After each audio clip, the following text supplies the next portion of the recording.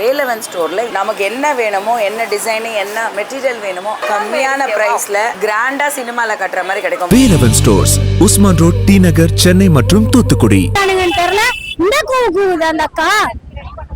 ஏன்க்கா உன் பேர் நீ ஏன் கெடுத்துக்கிற? உன் மேல ஒரு வேற மாதிரியான ஒரு மதிப்பு இருக்கு. அதை தயவு செஞ்சு நீ கெடுத்துக்காது. உனக்கு உங்களோட ரசிகரா நான் ஒரு விஷயம் சொல்றேன். நல்லாதான் பேசுவீங்க நீங்க, நல்லா தான் நான் நம்பினேன். இல்ல அன்னைக்கு உங்களுக்கு நான் ஓட்டும் போட்டிருக்கேன். இந்த பிக் பாஸ்ல ஓட்டு போடுதுன்னு கேட்டிருந்தாங்கல்ல, அதுலயும் நாங்க சப்போர்ட் பண்ணிருக்கிறோம். தயவு செஞ்சு உங்க பேரை கெடுத்துக்காத. காசுக்காக, அற்பத்தனமா காசுக்காக உன் பேரை கெடுத்துக்காது. இந்த தற்கொலை கூட்டமா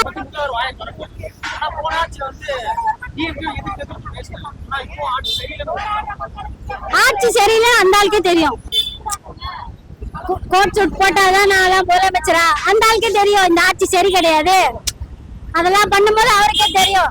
சட்டசபையில நடக்கிற கூத்த பார்த்தாலே அவருக்கே தெரியும் இது சரியில்லை இந்த ஆட்சின்னு. ஆனா சரி நல்லாதான் இருக்கு. எல்லாரும் கான்பிடென்டா இருங்க. கண்டிப்பா இப்படிதான் பேச தெரியும். லாக்அப் டேத்துல 26 வயசு பையன் சேர்த்திருக்கான். அந்த இப்ப ரீசெண்டா அந்த பையன், அவனுக்கு எங்க குரல்? அப்ப எங்க போச்சு இந்த வாய்? எந்த மீடியாவோ காட்டல. இப்ப இருக்கிற முதலமைச்சர் வாயை திறக்கல.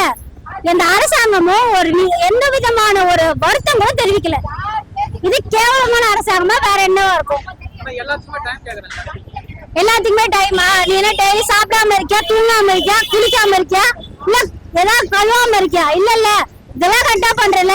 எதுக்கு கால அவகாசம் வேணுமோ அதுக்கு கால அவகாசம் கொடுக்கலாம்.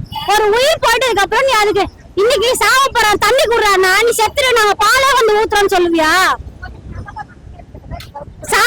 மக்கள் செத்துக்கிட்டு இருக்கான். இப்ப இருக்க கரண்ட்ல நடக்கிற பிரச்சனைக்கு போல தீர்வு கொடு. பெரிய பெரிய பிரச்சனைக்கு அப்புறமா நீ சட்டம் ஒழுங்கு சரியில்லை, அதுக்கு நேராகதான் செய்யும். பள்ளிக்கூடத்தை சீரமைக்கணும், நேராகதான் செய்யும். டைம் எடுத்துக்கோங்க, வேண்டானே சொல்ல. ஒரு லாக்அப் டெத் நடக்குது, அவன் எந்த விதமான ஒரு விசாரணையும் இல்லாம சாவடிக்கப்படுறான். அதுக்கு எதுக்கு டைம்? இப்போ உனக்கு ஒரு பிரச்சனை, உன்னோட தொண்டர்கள் உடனே குரல் கொடுக்குறாங்கல்ல, ஏன் அவங்களும் சொல்ல வேண்டியது 6 மாசம் கழிச்சு பேசுங்க எனக்காக. அப்ப பேசுங்க, இப்ப எதுவும் பேசாதீங்க சொல்லலாம்ல. அதெல்லாம் பேச மாட்டேன் இந்த ஆளு. மத்தவங்கள மட்டும்தான் 6 மாசம் எதுவும் கேட்க கூடாது.